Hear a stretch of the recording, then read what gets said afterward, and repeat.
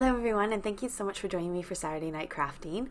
Tonight I've got one that hopefully everyone will be able to do. I've got 4 different versions of the exact same card using hopefully whatever you've got in your stash. I'm going to take you through what I'm using and how you can make it with what you've got.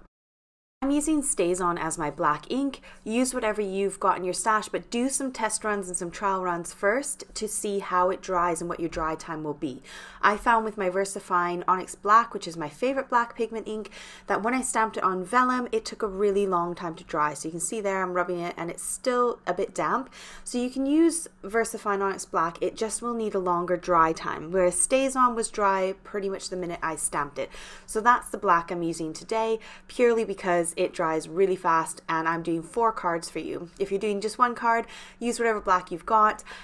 Just maybe do a trial run and see how it works on vellum. So we are doing fun vellum dimensional cards today, and the first one I'm going to show you is when you've got stamps that have got a outline image, like a solid stamp, as well as your detailed stamp that goes over the top of it.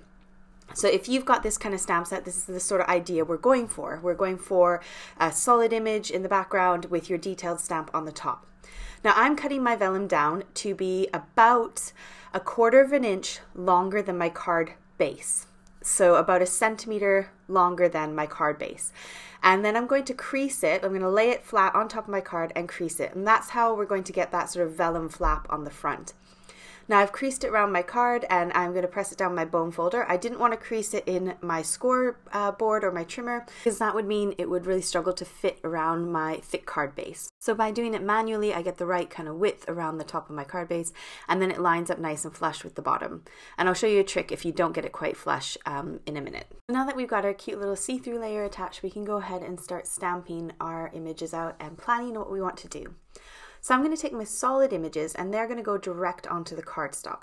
So this is where we don't have to worry about what kind of inks we're using for the layer underneath, because that will get absorbed into your cardstock. So use whatever you like and whatever you've got in your stash. I'm just kind of laying out my stamps and working out where I sort of want them to go and what kind of order I want them to be in. And I'm going to stamp them with some stamp blocks, not a stamp platform, just so that I can switch up the colors. And I don't really need a stamp platform for what we're doing today. For my stamping today, I'm going to use these Altenew like mini cubes.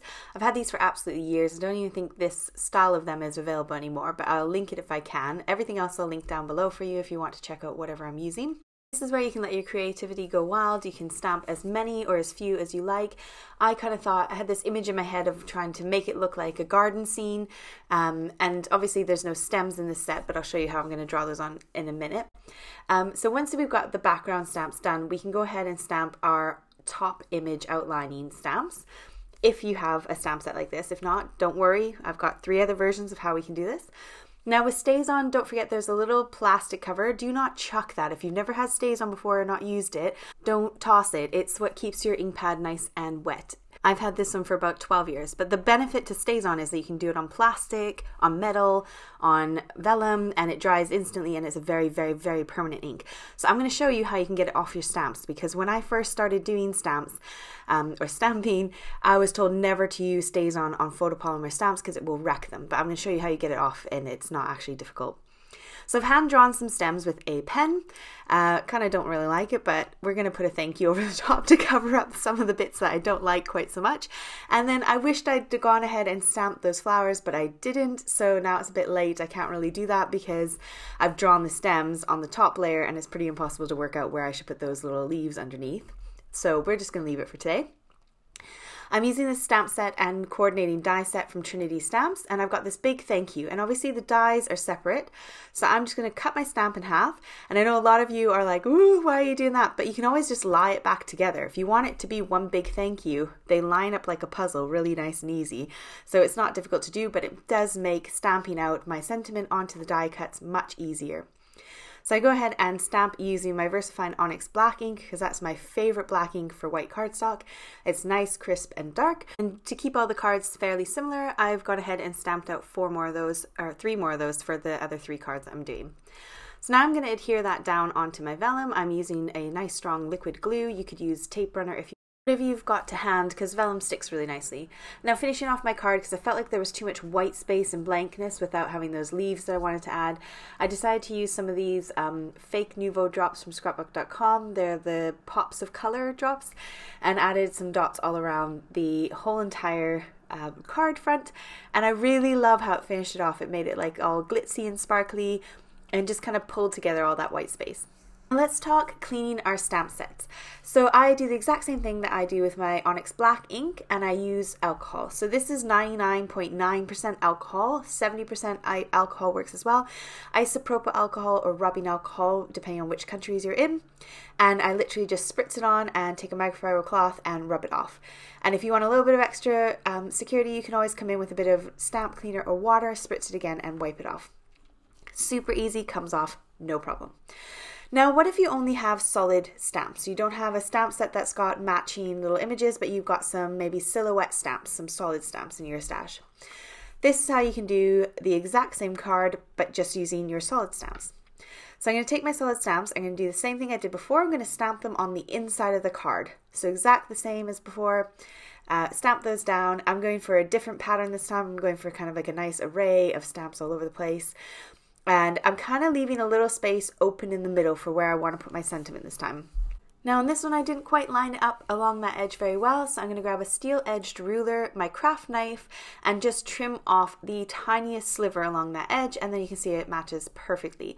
So don't fret if you don't get that lined up very well, you can just trim it off.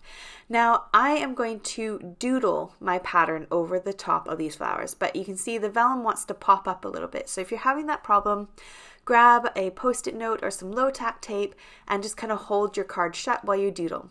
Now be really careful, because if you're doodling like I am and moving about, your ink from your pen will stay damp for a little bit longer. It's not like stays on. If that happens, don't worry, you can just pull that layer off nice and slow and easy and attach yourself a new layer, and you can just start again. Hopefully it doesn't happen to you when you're mostly done your card.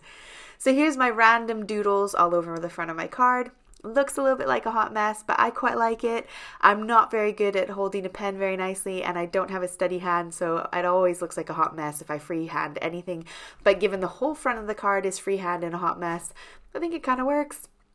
For this one, I'm going to go ahead and stick down my panel because I really want those colors to kind of show through that card a bit more.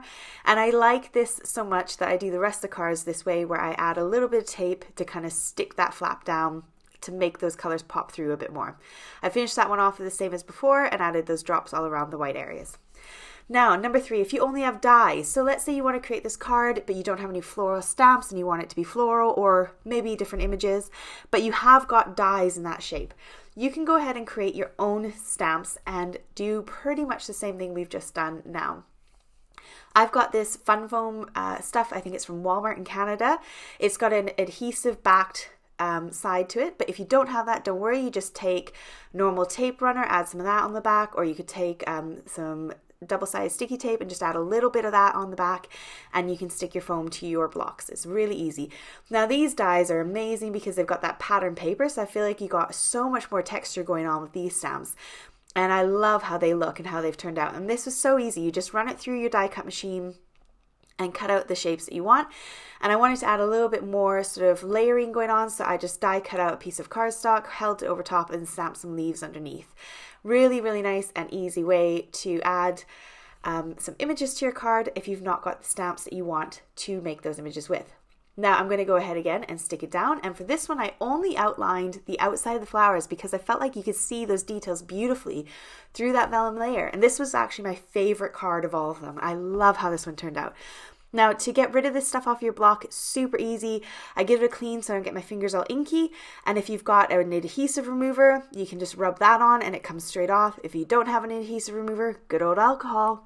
I spritz it on and literally 2 seconds later I can gently rub it off and your block is good as new. So really don't be afraid to stick stuff down to your blocks because it is very simple to get them off. Now this option is basically if you only have outline stamps but you don't have any dies, or you do have dies. I'm going to share both in this little scenario. So I've got this outline stamp which I love from scrapbook.com, and I do have the coordinating dies, but sometimes you've got beautiful outline stamp sets and you don't have dies for them. So I've gone ahead and die cut them out of the foam because I do have the dies, but if you don't, take a little post-it note, stamp your image down on the post-it note, and then just roughly cut around it on your fun foam. And then that's a super easy way to get the general shape that's going behind. Because we're using the vellum, it's very forgiving, so you don't need an exact match behind. You could fussy cut nice and exact. I'm too lazy for that, so I do a rough shape of it. Now, because I've got those dies, I use that today, but that is how you can get around it if you don't have the dies, but you got a stamp set that you love. This one ended up being my second favorite. I used those drops again on the butterflies and the centers of the flowers. I hope you enjoyed tonight's tutorial, and I hope you give it a go as well. It's really not difficult to do, and you should have something in your stash that will work for one of these versions of this card.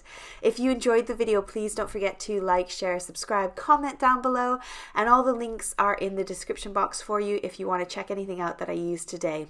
I hope you have a fantastic rest of your weekend and a lovely week ahead. I've got a bonus video coming up Monday with Lou Collins, where we are sharing with you some Father's Day cards, so excellent ideas for male cards as well, or masculine cards I should say. So if you want to check that out, that will be on Monday at about 5 p.m. UK time. Look forward to seeing you then. Take care, have a fabulous weekend. Bye!